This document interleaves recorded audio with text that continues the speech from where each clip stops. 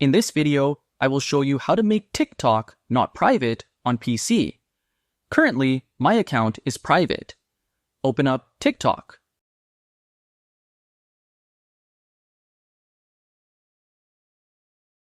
Log into your account. Push on your profile picture in the upper right corner.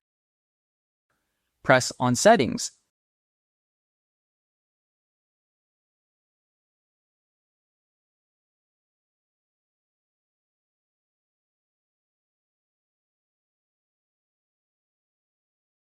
Come down to Private Account. Turn this tab off.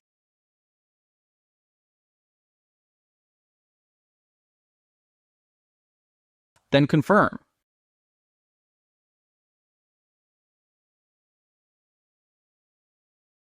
I will go back to my Incognito tab.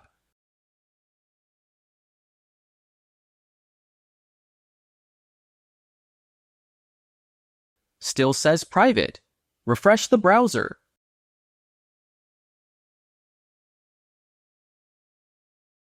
Now my account is public.